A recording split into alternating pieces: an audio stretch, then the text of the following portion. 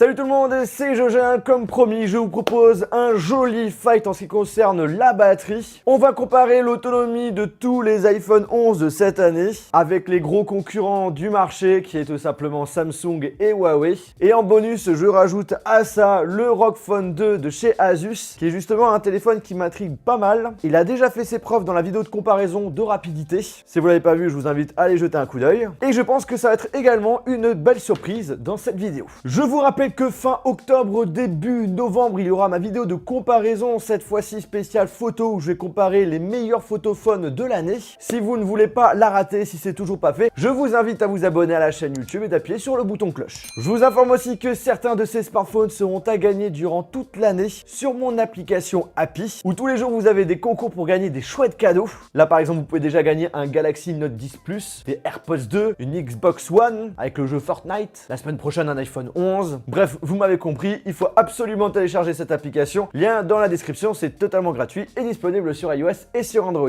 Dans ce fight, nous allons affronter l'iPhone 11 avec un écran 6,1 pouces avec une définition de 1792 par 828 pixels avec son processeur A13, 4 Go de RAM et une batterie de 3110 mAh. Et ensuite, nous avons l'iPhone 11 Pro avec un écran 5,8 pouces avec une définition de 2436 par 1125 pixels, son processeur A13, 4 Go de RAM et une batterie de 3046 mAh.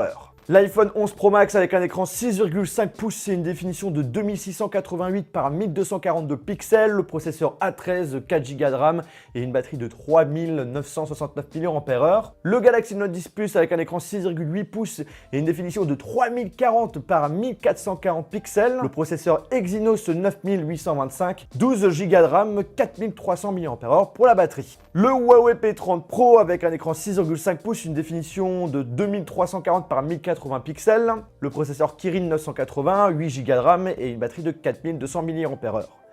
Et on finit avec le ROG Phone 2 avec un écran 6,6 pouces, une définition de 2340 par 1080 pixels, le processeur Snapdragon 855 Plus, 12 Go de RAM et 6000 mAh. Bien entendu, vous vous en doutez, tous ces smartphones sont totalement neufs, ils ont tous le même contenu, la luminosité est à fond et la définition à fond. On perd pas de temps, on commence direct pendant environ 30 minutes avec Antutu qui est un benchmark simulant une utilisation basique sur son smartphone. Et les premiers en égalité, le Huawei P30 Pro et le ROG Phone 2 qui ont perdu 6%. L'iPhone 11 et le Note 10 Plus sont derniers avec 12% de perdus chacun. On fait un petit peu de jeu en laissant tourner Temple Run 2 pendant une trentaine de minutes.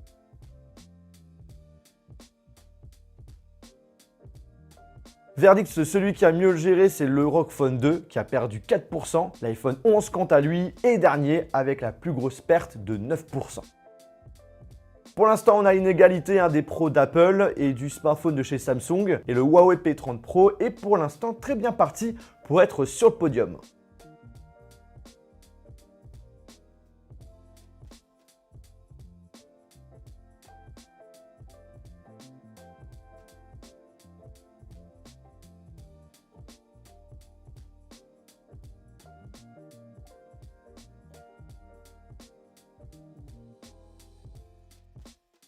Nous avons ensuite lancé une vidéo en 720p pendant 30 minutes et resté connecté sur Instagram pendant 30 minutes. Donc après 2 heures de test, le ROG Phone 2 est en première position, suivi par le Huawei P30 Pro, ensuite l'iPhone 11 Pro Max, le Note 10 Plus qui est en égalité avec l'iPhone 11 Pro et le dernier, toujours l'iPhone 11 qui a presque perdu 40%.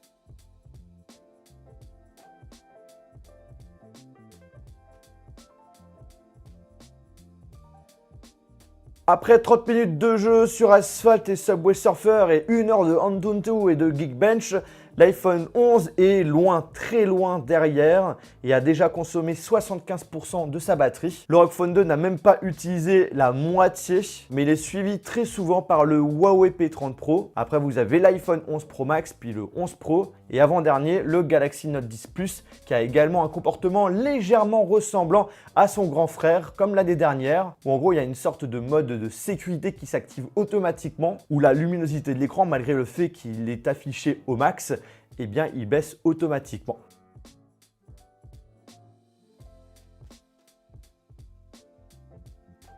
Alors pour information, le comportement du Note 10 Plus arrive aussi de temps en temps sur l'iPhone 11 et l'iPhone 11 Pro Max. Sur l'iPhone 11 Pro, ça se voyait au début. Par contre, pour le Huawei P30 Pro et le ROG Phone 2, rien à dire, ils sont toujours à fond et pas de comportement suspect.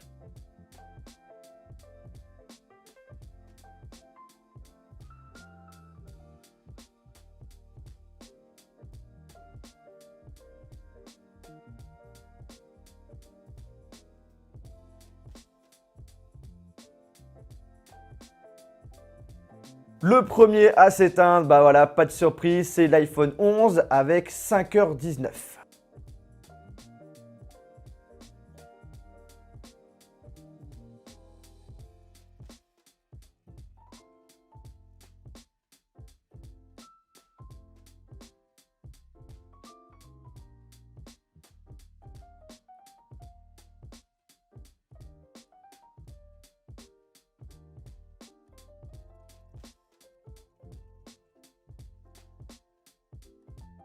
Il faudra attendre 1 heure plus tard pour que le Galaxy Note 10 Plus s'éteigne. Là maintenant, on les pousse à fond en jouant un max sur des jeux, en utilisant encore plusieurs fois les benchmarks, en allant sur Instagram, regarder des vidéos.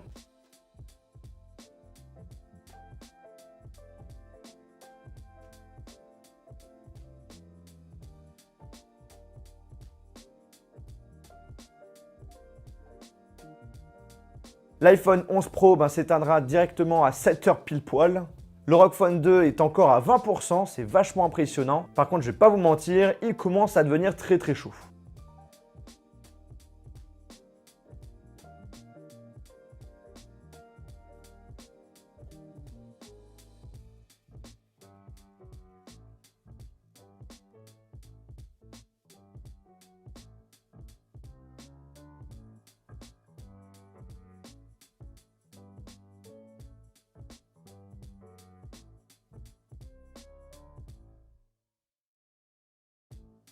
Il aura fallu 10 minutes de plus pour que l'iPhone 11 Pro Max puisse s'éteindre. Vous l'avez compris, la première place, c'est soit pour le Huawei P30 Pro ou soit pour le ROG Phone 2.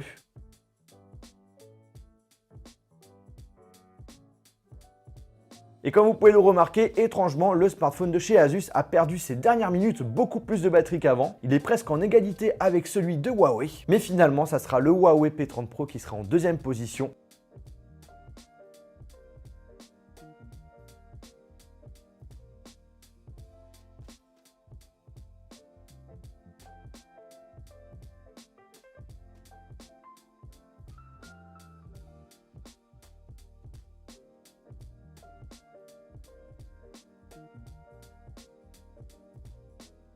Et il faudra attendre 10 minutes plus tard pour que le ROG Phone 2 s'éteigne intégralement.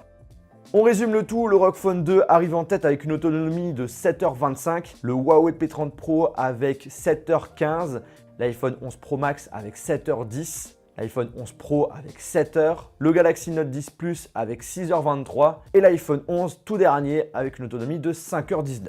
Alors bien entendu, on va pas se le cacher, avec une utilisation beaucoup plus classique, vous allez tenir beaucoup plus facilement au niveau de la batterie. C'est très rare que tu sois collé H24 avec la luminosité à fond sur ton téléphone, mais ça vous donne quand même une idée de ce qu'ils sont capables de faire. Et ce que je peux vous dire, c'est que globalement, on est sur des smartphones avec une excellente autonomie. Même l'iPhone 11 qui a tenu plus de 5 heures avec une utilisation intensive, on est quand même plus que dans la moyenne. Donc là, on peut le dire qu'on est en présence de smartphones avec une excellente autonomie. J'ai été très agréable agréablement surpris par Huawei, puisqu'on a une nette amélioration par rapport au Huawei P20 Pro de l'année dernière. Les iPhone 11 Pro, 11 Pro Max ont une autonomie équivalente, largement supérieure par rapport à l'iPhone 10S, 10S Max. C'est ce que nous avait promis Apple, c'est pas du mytho. Et là, très grosse surprise, c'est vraiment le ROG Phone 2 qui a explosé tout le monde. Mais après, j'ai envie de vous dire, avec 6000 mAh, heureusement. Même si le Galaxy Note 10 Plus a tenu moins de 45 minutes par rapport à ses concurrents, ça reste un très bon chiffre et je vous rappelle qu'on a mis la définition de l'écran à fond. Si on l'avait baissé, on aurait atteint largement les 7 heures. Mais le but du jeu, je vous rappelle, c'est luminosité à fond et définition de l'écran à fond. Bref, j'espère vraiment que cette vidéo vous a plu. On a pris énormément de temps pour tourner cette vidéo. C'est pas la plus facile, ça je peux vous le dire. Rester plus de 7 heures devant les téléphones, c'est quand même assez fatigant. Donc si vous pouvez lâcher votre plus gros pouce bleu, franchement ça ferait méga plaisir et ça me motivera à refaire cette vidéo l'année prochaine. En tout cas aussi merci à Rohan de la chaîne JN Technologie qui a pu m'aider à faire cette vidéo.